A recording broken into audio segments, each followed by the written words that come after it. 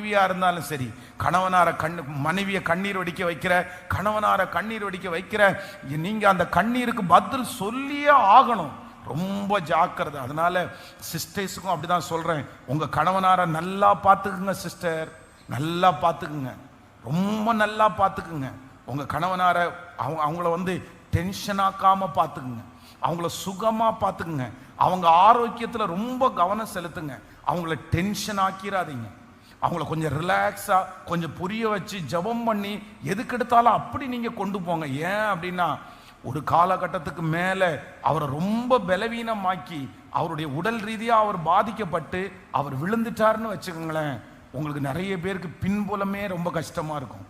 எல்லாருக்கும் இல்லை சொல்றேன், அது ரொம்ப கஷ்டமா இருக்கும். அவங்க இருக்கிற வரைக்கும் அவங்க பலவீனப்பட்டு போயிட்டாங்க. ஒரு சூழ்நிலை மாறிச்சுன்னா நம்ம அதுக்கப்புறம் அவ்வளோ கசக்கி அவ்வளோ கடினப்படுத்திட்டு அதுக்கப்புறம் இயேசுவே இயேசுவேன்னு கூப்பிட்டு நம்ம என்ன பிரயோஜனம்?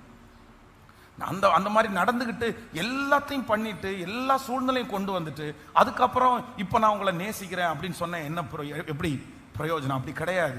அதான் நான் திரும்ப திரும்ப சொல்ல, கொன்றாதீங்கன்றேன், கணவனார கொன்றாதீங்க. அதே போல ஐயாக்களும் அப்படிதான். ஒரு ஏஜ் வரைக்கும் தான் ஐயா, 50 வயசுக்கு மேல இருக்கிற ஒவ்வொரு தகப்பனாரையும் பாருங்க, 55 வயசுக்கு மேல எல்லாம் எல்லாருமே மோஸ்ட்லி அவங்களுடைய மனைவியை டிபெண்ட் பண்ணி தான் இருப்பாங்க. அவங்க சொன்ன உடனே சரின்னுவாங்க எல்லாம். ஏன் அப்படின்னா, அதுக்கப்புறம் தான் தெரியும், ஐயோ நம்ம இவ்வளோ கஷ்டப்படுத்திட்டோமே, நம்முடைய சுயநலத்துக்காக இவ்வளோ கஷ்டப்படுத்திட்டோமே, நம்ம ஏதோ ஒன்று மனசுல வச்சுட்டு இவ்வளோ இப்படி கஷ்டப்படுத்திட்டோமே அப்படின்ற உணர்வு அப்பதான். நீங்க எந்த விஷயத்துக்காக கோவப்பட்டீங்களோ, நீங்க எந்த விஷயத்துக்காக சந்தேகப்பட்டீங்களோ, நீங்க எந்த விஷயத்துக்காக அவங்கள திட்டுனீங்களோ, அந்த விஷயம் ஒரு பெரிய விஷயம் இல்லைன்ற ஒரு அண்டர்ஸ்டாண்டிங் உங்களுக்கு ஒரு நாள் வரும் பாருங்க. சரி, நம்ம இப்படி போய் புரிஞ்சுக்காம இப்படி போய் அவளை திட்டோமே, புரிஞ்சுக்காம இவ்வளோ கஷ்டப்படுத்திட்டோமே அப்படின்ற ஒரு சூழ்நிலை உங்களுக்கு வரும்போது உங்களுக்கு ரொம்ப கஷ்டமா இருக்கும், ரொம்ப கஷ்டமா இருக்கும். அண்டர்ஸ்டாண்டிங் அப்படின்றது ஒரு கணவன் மனைவிக்குள்ள கண்டிப்பா அவசியமான ஒன்று. தேவை. கொஞ்சம் நம்ம அந்த குறுகலா யோசிக்கிறத விட கொஞ்சம் பிராடா யோசிக்க வேண்டியதுதான். அவள்தான் அப்படிதான் யோசிச்சுதான் ஆகணும்.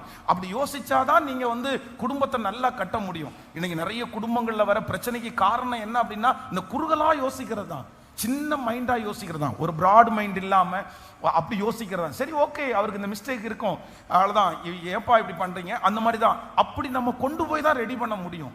இல்லை அப்படின்னா ரொம்ப கடினமாய் ரொம்ப வித்தியாசமா நடத்தினா குடும்பத்தை கட்டி காக்கவே முடியாது. அதனால அந்த ஞானத்தை கர்த்தர் தருவார். அதற்கு ஒரு வெளிச்சம் தேவை. அந்த குடும்பத்தை நடத்துவதற்கு ஒரு வெளிச்சம் தேவை. கணவனாரை நடத்துவதற்கு ஒரு வெளிச்சம் தேவை. வாலிப பிள்ளைகளுக்கு முன்னாடி இருக்கிற தப்புகளை கண்டு